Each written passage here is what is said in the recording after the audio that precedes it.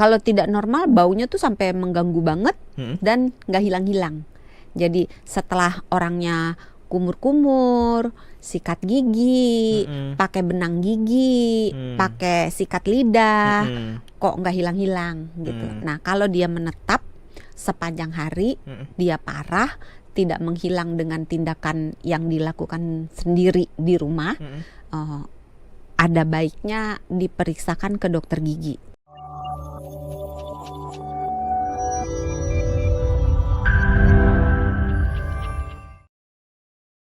Ketika bangun tidur baunya mulut.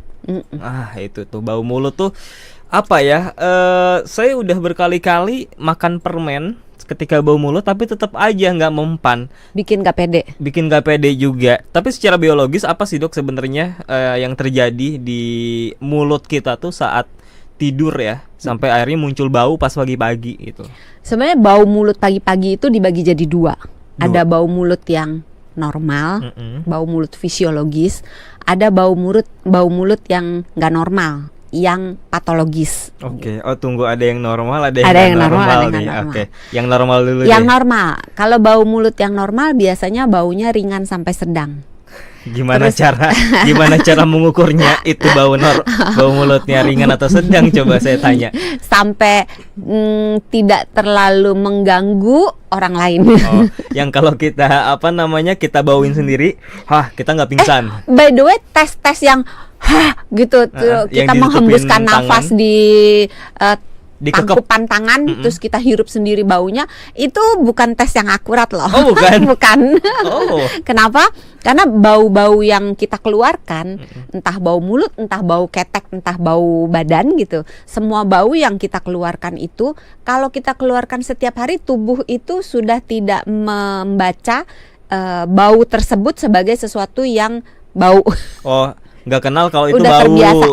Udah terbiasa dan tidak menganggap bahwa itu sebuah ancaman bagi tubuh, jadi bisa diabaikan gitu. Jadi kalau kita nutup mulut kita terus kita menghembuskan nafas lewat mulut terus kita cium, bisa aja sebenarnya bau.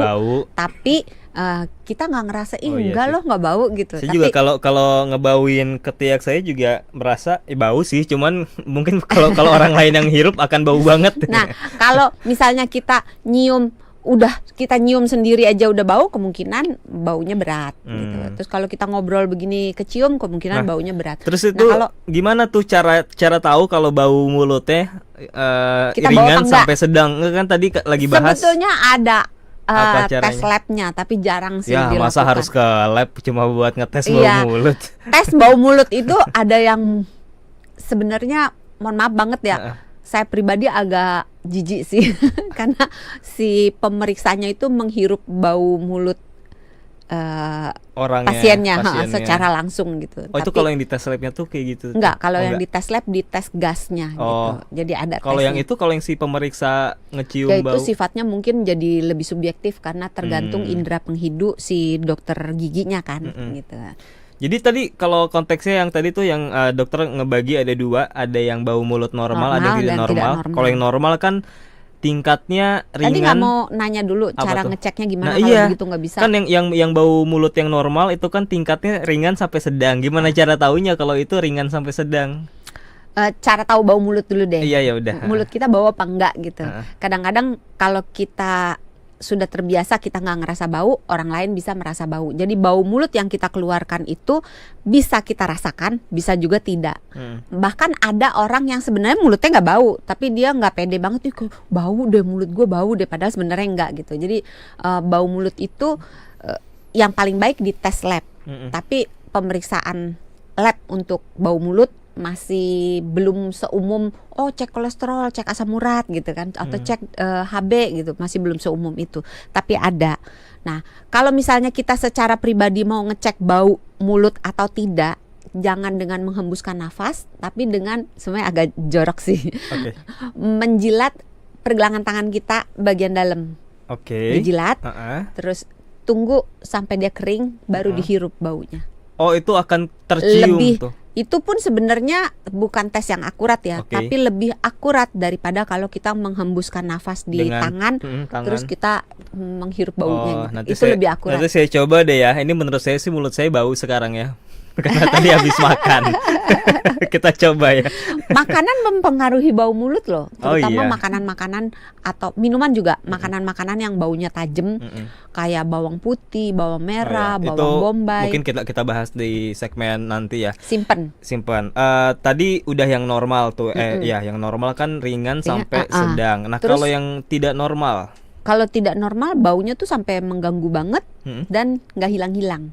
Jadi setelah orangnya kumur-kumur, sikat gigi, pakai benang gigi, pakai sikat lidah, kok nggak hilang-hilang gitu. Nah, kalau dia menetap sepanjang hari, dia parah, tidak menghilang dengan tindakan yang dilakukan sendiri di rumah, ada baiknya diperiksakan ke dokter gigi. Tapi ada loh orang yang kalau udah sikat gigi, tapi baunya tetap nggak hilang. Nah, Mungkin itu karena saking baunya ya, atau ada sesuatu, ada entah sesuatu. di kelainannya terjadi di giginya, mungkin giginya ada yang bolong gitu ya, atau di akar giginya ada peradangan, atau di gusinya ada masalah, atau di rongga mulutnya misalnya di lidahnya ada tumpukan kotoran, atau di langit-langitnya gitu.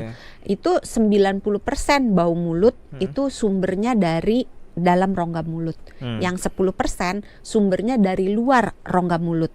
Jadi ada bagian tubuh kita yang lain yang menderita gangguan tapi cerminannya lewat bau mulut. Iya.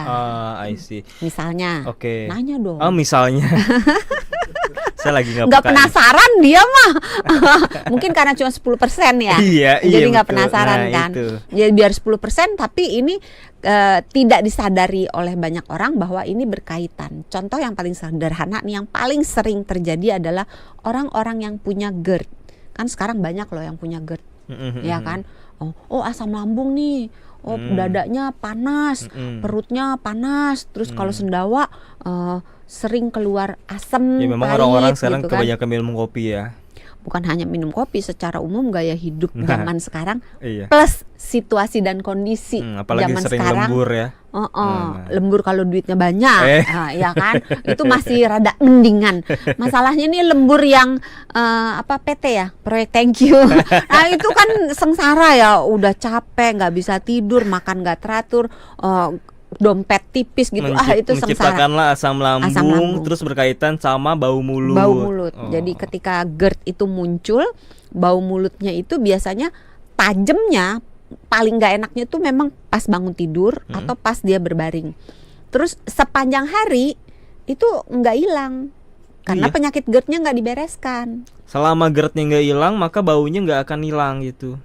Tidak selalu pasien GERD pasti bau mulut ya. Iya. Tapi pasien GERD yang mulutnya berbau, bau kurang sedap, itu biasanya baunya itu akan menghilang jika GERD-nya disembuhkan. GERD-nya disembuhkan. Iya.